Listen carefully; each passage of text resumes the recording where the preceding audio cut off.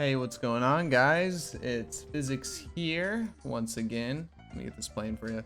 So this is build diary recap number 1 on the new build I started today. I mean, technically yesterday. We leveled it a little bit yesterday, but today got it to maps today. Spellslinger, Volatile dead, Detonate dead, Necromancer. Just gonna have clear footage in the back. This is literally just ripped off the stream. I just stopped streaming, so I didn't have time to download VOD, so I'm literally just on Twitch replaying the VOD here. So I'll talk a little bit about the build. It's got really good clear speed. This is a build that really hasn't been viable for like over a year now, but it's super zoomy. I'm running in this clip here, I'm just getting into like mid yellow maps around there, and as you can see, it's just absolutely destroying everything. I believe at this point I had already done, or I had just done Uber Lab, and I used Uber Lab for the Spirit Offering Ascendancy, or Mistress's Sacrifice, so I could have Bone Offering on me and get all my block up. At this point, the character's block is, I think, just shy of 60 attack block and just shy of 70 spell block, so pretty up there in block chance. Though I don't have a Shaper Shield yet, so there's no life on block or anything going on. I'll show you guys the gear and stuff after, but basically, quick rundown of the build. I actually leveled it. We tried to do a full ethical stream. We leveled it with just Volatile dead, starting from Act 2, level 16 onwards, and it was very pain champ. Yeah, 100%. So if you want to play this, like, level Armageddon Brand, practice self-care. Don't level with Volatile dead. It was absolutely terrible. But yeah, the build's actually a lot stronger than I was anticipating. I actually had a lot of fears of it being like pretty ZDPS, but it's been like smashing content. The biggest thing is you really want a 5-link before you swap over to it. The build really struggles with single target if you don't have Detonate dead in that 5th link. Another thing to note about the build is you want to get a 6th link as soon as you can. Just because of the way it works, it's very similar to Archmage in the sense that Archmage gets a lot of extra damage from the 6th link, because effectively you're not just getting the more damage from the support, but you also get way more mana multiplier. The spell will cost a lot more mana with the 6th link, which Archmage does more damage, more mana it costs, right? It's kind of the same idea with this setup, because if you think about it, you have Volatile dead in 1 link, you have Detonate dead in another link, then you have Spellslinger in your 3rd link, and then your 4th link you have Spell Cascade. So you have 4 links dedicated to just getting the build up and running, like utility, right? So that only leaves 2 damage links. Well, your fifth link has to be Inspiration, because you need that reduction in mana cost, and it's 25% more damage. So when you finally get your 6th link and you put in that elemental damage with like 35% more or 30% more, whatever it is a massive damage boost. It's worth a lot more than a 6th link on a normal, you know, 6-link setup build. So definitely get that as soon as you can. Other than that, it's important to get I know I'm using a Convoking Wand here. It's like the next best thing. I don't have an Imbued Wand crafted yet, so I just had the Convoking Wand. It's because the Imbued Wand has 1.5 attacks per second. Convoking only has 1.4. Definitely don't use like an Opal Wand or something like that. I think those are 1.3. But right here in this clip, my character is level 78. Just ending stream, my character is now level 88, almost 89. So what you're seeing here isn't representative of the final product for today, but I wanted you guys to kind of see what was going on. So as you can see here, I'm using Worm Signs and Death Rush. This is like just mega juice speed, you know, speed style stuff. So the Worm Signs, the gloves will give you Rampage. So Rampage, very nice for zooming. And the Death Rush is just, you know, just free automated onslaught every single time you kill something. Very nice for this build. Don't want any downtime on Onslaught when I'm clearing maps, because the Onslaught helps a lot with the attack speed and stuff like that. So how am I getting the endurance charges, you might think, for Worm Signs? Because Worm Signs, you need endurance charges. Well, I'm actually using Veritania's boots crafted with endurance charge on kill on them. You can also just use a syndicate ring with endurance charge on kill. That should be easier to get than Veritania boots. But I had decent Veritania boots, so I just chucked them on. So real quick, we'll hop over and I'll go over the gear. Let me pause this.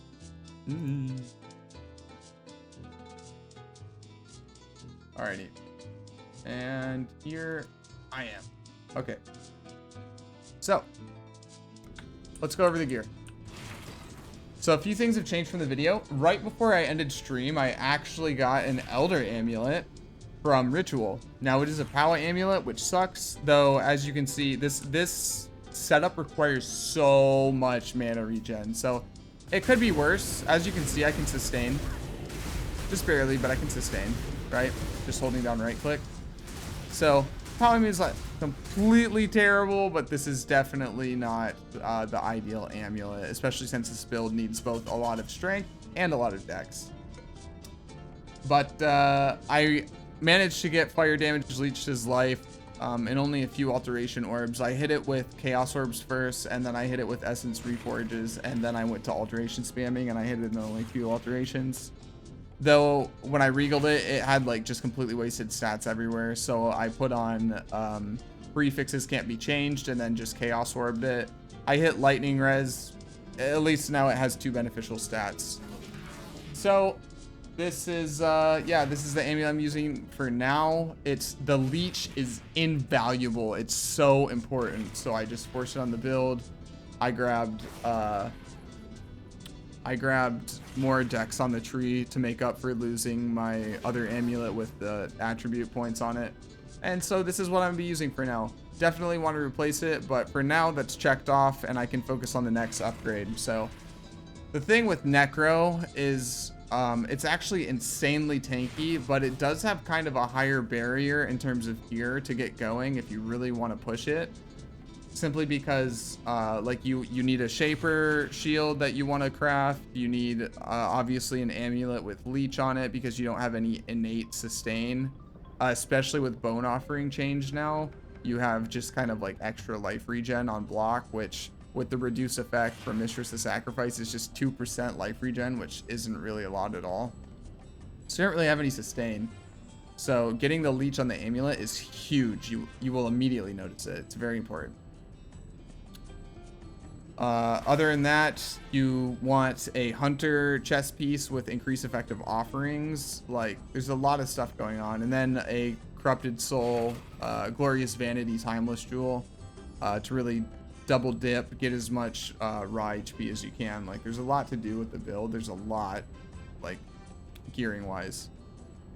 The good news, I guess, is that you don't really need a +1 wand, because for single target, most of your damage is going to be coming from the corpse life on things, and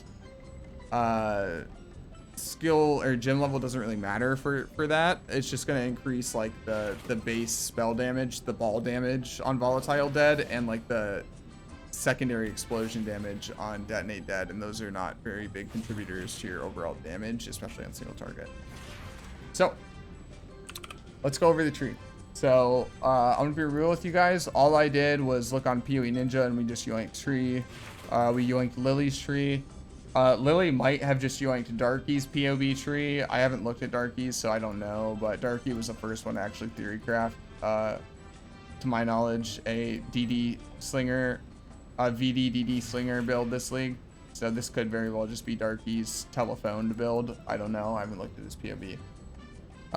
But I did not theory craft this myself. I just wanted to play it because it, you know, it looks fun, and yeah, pretty much it.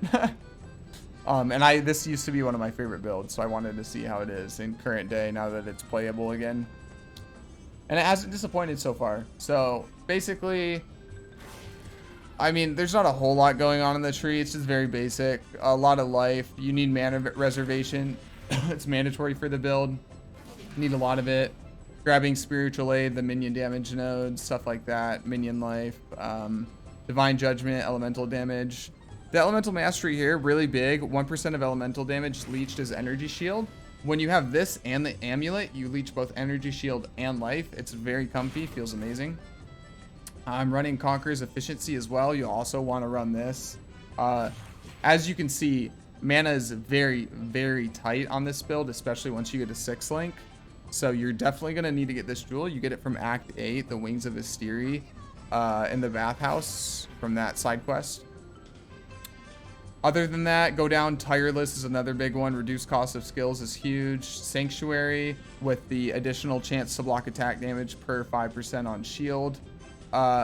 With the way they changed the tree, getting spell block is super easy now, at least on the top side of the tree, but getting actual attack block is really hard now. So anywhere you can scrounge up attack block, it helps. So there's just more block nodes here, more block nodes here, spell block here, life, travel nodes. Melding is now pretty nice because you gain 3% of life as max energy shield. That's pretty juicy. I like that more than the old one. Right here, Undertaker, pretty big for damage. You get corpse life, additional corpses with Desecrate as well is really nice. A bunch of damage here. And then huge, absolutely massive, once you take the Mistress of Sacrifice Ascendancy where your offerings can affect you, 20% increase effective offerings is so big, right? This used to be like very difficult to get. Increased effective offerings was very difficult to get before, but since they nerfed bone offering, I guess they're giving it to us on the tree for free. Definitely take this, because now with this and a hunter chest piece, you can have 45% increased effective offerings, which is tons of block chance, tons of extra block chance. So after that, you path over Written in Blood, just more life. Come down here, Trickery, Blood Siphon, more life. Coordination for attack speed. Attack speed's nice on the build. Elemental Focus, Cold-Hearted Calculation. Right now I'm pathing down to Resourcefulness and then into Blood Drinker. There's also, I need to grab Snow Forged and then spec into 40% increased effect of non-damaging ailments. Why is that so good? Basically, Necromancer has shock and chill for free because anything that's like near your corpses or whatever gets shocked and chilled. So the more increased effect of non-damaging ailments you have, more effective chill, more effective shock, more damage, more safety. It's very, very nice, very comfy. So it's not just damage on this node purely from the notable and the travel nodes. It's really, really good to have that 40% increase. Very nice. And you have like a good 20% down here. So overall 60%, very nice. But yeah, that's pretty much the tree. Other than that, the Ascendancies. So I went for Essence Glutton first because I was slinging. A better way to do this, if you actually wanted to level as Volatile dead or Detonate dead, you probably could, but probably go for just Plague Bringer into Corpse Pack and then grab Essence Glutton in Merc Lab and then transition into DD Slinger once you get a 5-link. That's probably the move. Yeah, it's leveling as Slinger is rough, man. It's rough. Obviously, the most optimal way is to just use Armageddon Brand. That leveling route has been around forever. It's like one of the best leveling skills in the game. But if you wanted to play as this skill, right at 16, you can start using Volatile Dead. And then it doesn't become bad unless you start using Essence Glutton and going Spellslinger at level 20 like I did, level 24. But yeah, so I went 1, 2, 3, 4. But for you, if you want to level as Volatile Dead, definitely go Plague Bringer into Corpse Pack, then Essence Glutton, then Mistress Sacrifice. If you're just going to level with Armor Brand, really you can just go whatever you want. It doesn't matter. You could go Essence Glutton if you don't want to have to worry about mana. You could go Mistress of Sacrifice if you like want to go Flesh Offering and have like more move speed or whatever. You can go Plague Bringer for like more damage. Enemies deal reduced damage, whatever, because there's always going to be corpses nearby, right? Especially if you're playing Armageddon Brand, like you're not going to be like deleting corpses or anything. But yeah, that's that. Other than that, let's get into the full gear breakdown. So I recently got a 6-link. It is just a crappy Crane Gold 6-link here. I have been struggling trying to get 6 links, boys. I have this. This is pretty juicy, but never deal crit strikes, and it still hasn't rolled the 6 link. I'm in the process of getting my last Scourge on here, so if it either doesn't hit the 6 link or has another unusable implicit, I'm SOL and I bricked it. Over here, I'm Scourging this. This is the chess piece that I was using until I got this 6 link going. So now I'm Scourging this, trying to get, you know, the 6 link with a somewhat usable implicit on it. Simply because this is a lot more survivability, because I have the 10% max life as ES craft on it. I couldn't do this on this chest piece because I needed the resistance. If you guys want to see, I have been struggling. These are all the bricked and backup pieces I've been using. So I did finally get this to 6 link, but the colors were wrong, and I ran out of crinkled chrome orbs trying to make it work. But there's been a lot of, basically I'm running Lyra Arthane with exotic goods on the tree here, and every 6 socket armor that drops, I just start crangling, try to hit the 6 link on it. But yeah, it's been a struggle. I have a hunter. This is probably my endgame chess piece. It's not crafted yet or anything. I've been harvest spamming it like crazy today, and I haven't hit anything good. What I'm looking for basically is just a really good life roll and then effective offerings, and then I'll work with it from there. In a perfect world, I have increased effective offerings, a good flat life roll, and a percent life roll, because hunter chest piece can roll up to 10% increased max life, which would be amazing if I could get it. And then with the open open prefix to craft on max life as energy shield, this would have so much raw on it. But again, that's in fantasy land. It's very unlikely that I get all of those mods that I want, right? Especially with how rare max life roll is on the chest piece. Other than that, like I said earlier, Word Signs, it's you know, it's Rampage. Death's Rush, it's Onslaught. These are the boots I'm using. Basically, all that you need to look at here is that they have some move speed on them, and they give endurance charge on kill. These are like really whatever. It's just because I didn't want to use an endurance charge. I only had 1 endurance charge on kill ring, and it was very bad. It had basically no beneficial stats, so I didn't want to run it. I use this instead. Shield is like whatever. It's got tier 1 life. It's got a little bit of energy shield. It's got mana regen rate, which is very nice for this build, as you can imagine. And then crafted on fire res, nothing special. Other ring, this is just a hand-me-down ring that I used on my Zerker and his progression. It's just life, good chunk of fire, good chunk of lightning, good chunk of chaos. Leather belt here, like 100 life leather belt, which isn't a lot for a leather belt, to be honest. Cold lightning, fire lightning, just rounding out resistances. Bone helmet here, it's got tier 1 life, a little bit of cold res. That's basically it. There's not a whole lot to see with this one. Again, the amulet, it's, I know it's not great, but I've got the leech, and that's really important for sustained survivability, so we're running it. Lastly is the convoking one. Again, like I said, you would want an imbued because it's got more attacks, more attack speed, but it's got spell damage, fire damage to spells, and then trigger craft.